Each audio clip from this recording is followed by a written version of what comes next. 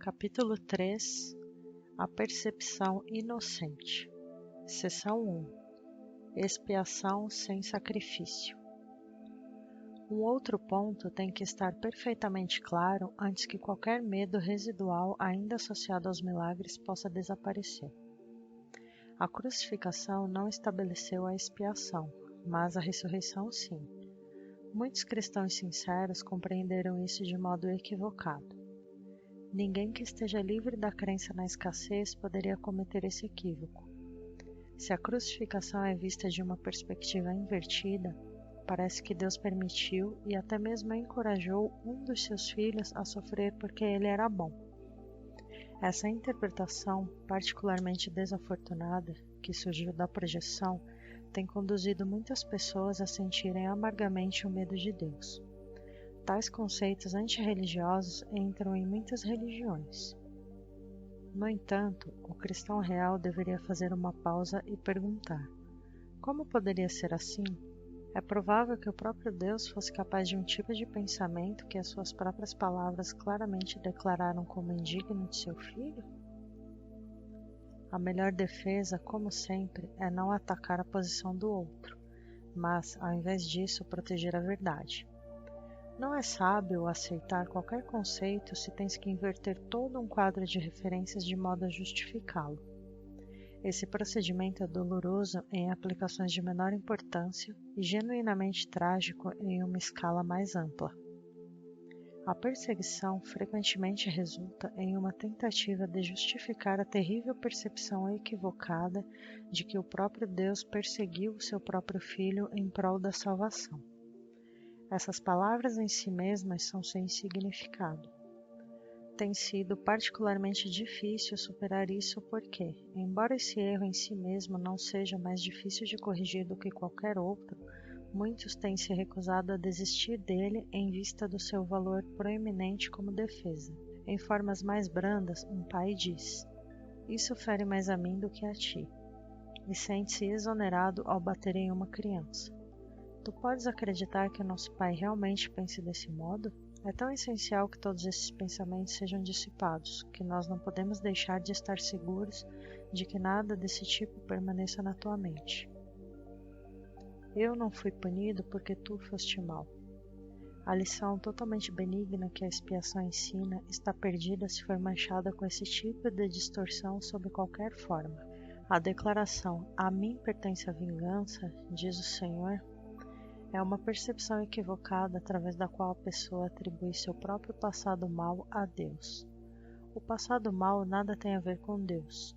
Ele não o criou e não o mantém. Deus não acredita em retribuir o mal com o mal. A sua mente não cria desse modo. Ele não guarda teus feitos maus contra ti. É provável que os guardasse contra mim? Certifica-te de que reconheces como essa suposição é completamente impossível e como surge inteiramente da projeção.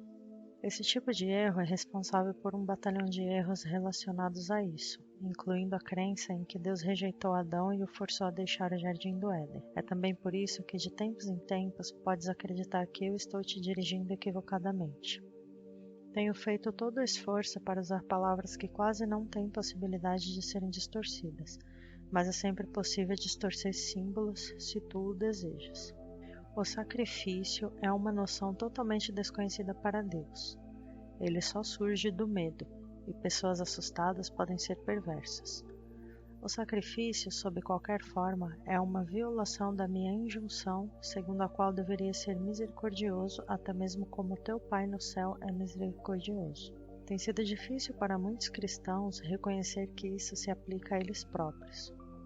Bons professores nunca aterrorizam os seus alunos. Aterrorizar é atacar, e isso resulta na rejeição do que o professor oferece. O resultado é o fracasso do aprendizado.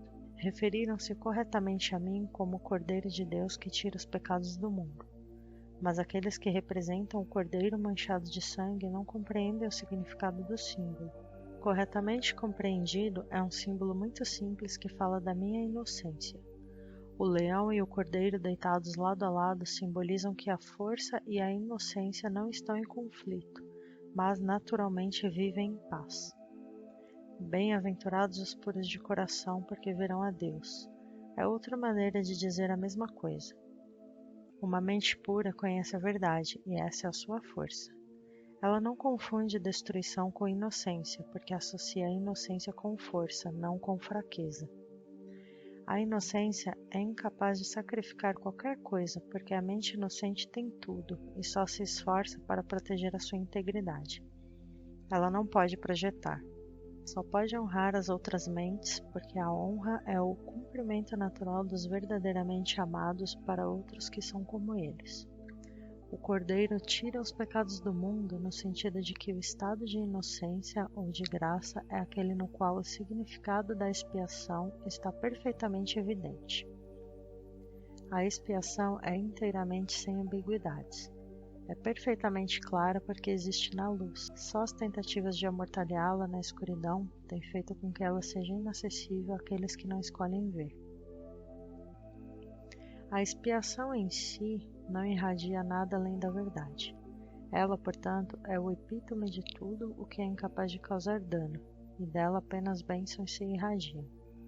Não poderia fazer isso se surgisse de qualquer coisa que não fosse a perfeita inocência. A inocência é sabedoria, porque não está ciente do mal, e o mal não existe.